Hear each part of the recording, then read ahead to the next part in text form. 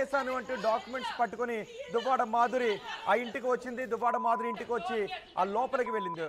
లోపలికి వెళ్ళిన తర్వాత దువ్వాడ వాణి నిచ్చెన వేసుకొని పైకి వెళ్ళటానికి ట్రై చేస్తున్నారు. ఎవరిని కూడా లోపలికి రానివ్వకుండా దువ్వాడ మాధురి గడపెట్టేశారు. గడపెట్టి పై ఫ్లోర్కి వెళ్ళారు. పై ఫ్లోర్కి వెళ్ళిన తర్వాత వాళ్ళు తిట్టుకుంటున్నారు. ఒక్కసారి అక్కడ ఏం జరుగుతుందో చూద్దాం.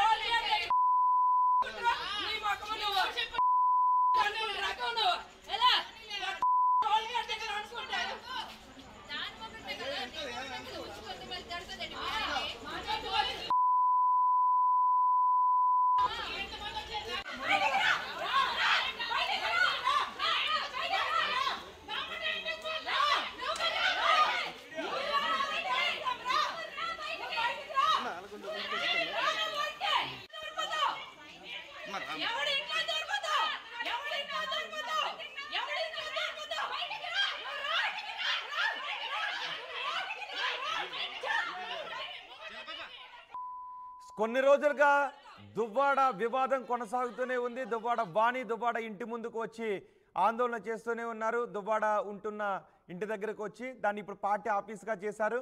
అయితే ఇప్పుడు మాధురి ఇన్ని రోజుల నుంచి ఆమె నివాసం దగ్గర నుంచి మాత్రమే మీడియాతో మాట్లాడుతూ వచ్చింది. కానీ నిన్న అనూహ్య పరిణామం చోటు చేసుకుంది. ఏ ఇంటినైతే దువ్వాడ వాణి అడుగుతున్నారో ఆ ఇంటిని నేను కొనేశాను అంటూ రిజిస్టర్డ్ డాక్యుమెంట్స్ పట్టుకుని వచ్చి ఆ ఇంటి లోపలికి వెళ్ళి గెడవేసుకున్నారు. గెడవేసుకున్న తర్వాత దువ్వాడ వాణి కింద నుంచి ఆ బయట నుంచి కరెంట్ ఆఫ్ చేశారు, పవర్ ఆఫ్ చేశారు. అయినప్పటికీ కూడా దువ్వాడ మాధురి బయటకు రాలేదు. దీంతో దువ్వాడ వాణి నిచ్చెన వేసుకొని పైకి వెళ్ళే ప్రయత్నం చేస్తూ ఉంటే పైన ఉన్న దువ్వాడ మాధురి నిచ్చెను కిందకు తోసేశారు. ఒక సినిమా సీన్ను తలపించింది. నిన్నంతా కూడా హైడ్రామా చోటు చేసుకుంది. ఇప్పటి వరకు జరుగుతున్న వివాదంలో ఇప్పుడు జరుగుతున్నది పీక్స్ అనే చెప్పుకోవాలి. ఒకసారి చూడండి, నిచ్చెన వేశారు. ఆ నిచ్చెన వేసుకొని ఎక్కే సమయంలో మాధురి ఆ నిచ్చెను కిందకి తోసేశారు. సో దువ్వాడ వాణి ఆ నిచ్చెన వేసుకుని పైకి వెళ్దామని చేసిన ప్రయత్నం విఫలమైపోయింది. రాత్రంతా కూడా అక్కడే ఉన్నారు. దువ్వాడ శ్రీనివాస్ కుమార్తెలు కూడా అక్కడ ఉన్నారు. దువ్వాడ కుటుంబ సభ్యులకు మాధురికి మధ్య పెద్ద స్థాయిలో వాగ్వాదం జరిగింది. ఇద్దరు కూడా తిట్టుకున్నారు. ఒక స్థాయిలో శృతి మించి కూడా తిట్టుకున్నారు. కిందకి రా, బయట చూసుకుందాం రా అంటూ ఒకరికొకరు సవాలు కూడా విసురుకున్నారు. అయితే దువ్వాడ మాధురి మాత్రం దివ్యల మాధురి చెప్తూ ఉంది, ఆ ఇల్లు నాది, నేను కొనుక్కున్నాను, శ్రీనివాస్ సెల్ఫ్ ఎక్వైర్డ్ ప్రాపర్టీ అని తెలిసిన తర్వాత అడ్వకేట్ ఒపీనియన్ తీసుకుని, లీగల్ ఒపీనియన్ తీసుకుని నేను కొనుక్కున్నాను అని దువ్వాడ మాధురి చెప్తున్నారు. ఒకసారి దువ్వాడ మాధురి ఏం మాట్లాడారో చూద్దాం.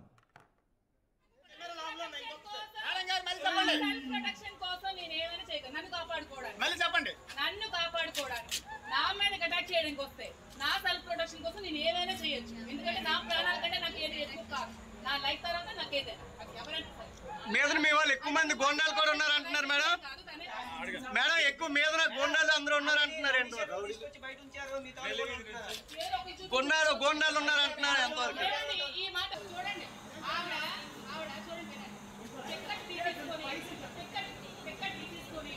టికెట్ లాగేసుకొని హింస పెట్టి రోడ్డు మీద పెట్టి ఇన్ఛార్జ్ లేకుండా టికెట్ లేకుండా చేస్తే దువ్వాడ శ్రీనివాస్ అనే వ్యక్తి ఇలా ఇలా ఇలా తెచ్చుకున్నట్టు ఇక్కడ 1 month లో ఇన్ఛార్జ్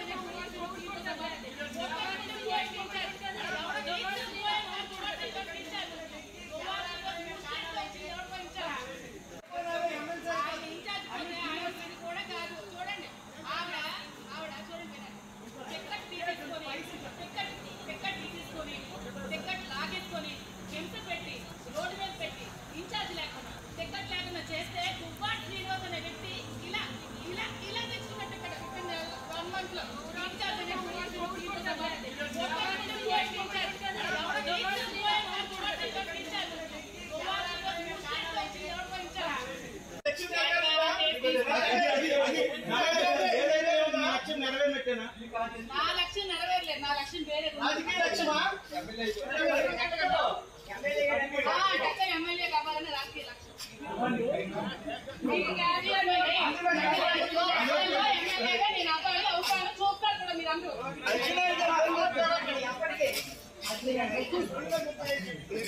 ఏమంటే ఎప్పుడో పుట్టుకొని ఎవరు ఏ రాజకీయ నాయకులు అయిపోరంటే దువ్వాడ కూడా ఇదే రాజకీయంలో ఉంటాడు. చక్కని మినిస్టర్ అవుతాడు. ఖచ్చితంగా మీరు అందరూ రాష్ట్రానికి మినిస్టర్ అవుతాడు. మీరు అందరూ చూస్తారు. దువ్వాడ పక్కనే నేను రాజకీయం చేస్తాను. మా ఇద్దరం కలిసే రాజకీయం చేస్తాము. ఇద్దరం కలిసే రాజకీయ ప్రయాణం కొనసాగిస్తాను.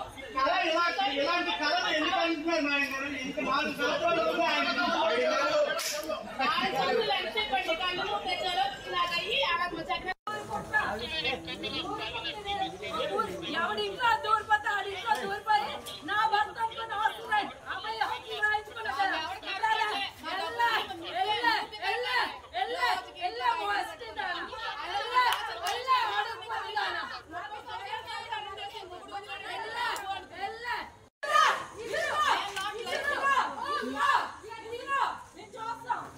అమ్మ లైట్లు ఇప్పుడు వేయొచ్చు కదా, లైట్లు వేయొచ్చు కదా కొంచెం.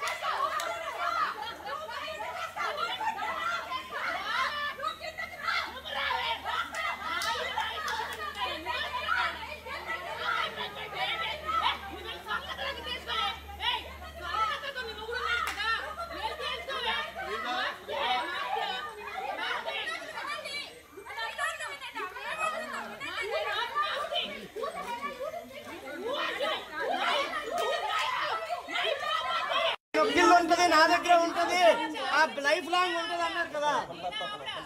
ఆయన లైఫ్ లాంగ్ నాకు ఇల్లు ఉంటది అని చెప్పారు. రోడ్డు మీదకి మీరే రిజిస్ట్రేషన్ చేసుకుని లాగేసినట్టున్నారు. చిన్నపిల్లడు కాదు ఎమ్మెల్సీ దువ్వాడ శ్రీనివాస్ చిన్నపిల్లడు కాదు లాగేసుకుంటే లాగేయడానికి 30 సంవత్సరాలు రాజకీయ ప్రస్థానంలో ఉన్నవాడికి చిన్నపిల్లడు కాదు కదా. మరి ఎలా లాగేశారు? ఇప్పుడు ఎలా ఎక్కడ ఉన్నారు? ఎక్కడికి వెళ్ళారు? దువ్వాడ శ్రీనివాస్ గారు ఎక్కడికి వెళ్ళారు? ఫోన్ చేసి కనుక్కోండి. ఆయన ఫోన్ అంటే ఇప్పుడు అంటే మీరు కూడా వెళ్ళగొట్టారా దువ్వాడ శ్రీనివాస్ గారిని? మీరు కూడా వెళ్ళగొట్టారా దువ్వాడ శ్రీనివాస్ గారిని ఇంటి నుంచి? అంటే 2 సంవత్సరాలుగా ఇల్లు లేదన్నారు కదా. మరి ఇంట్లో లేదంటున్నారు. మరి ఎక్కడికి వెళ్ళారు? వాళ్ళ మదర్ కూడా ఇంట్లో ఉంది. దువ్వాడ ఫ్యామిలీ వివాదంలో ఇప్పుడు ఇదొక ట్విస్ట్. మాధురి, దివ్యల మాధురి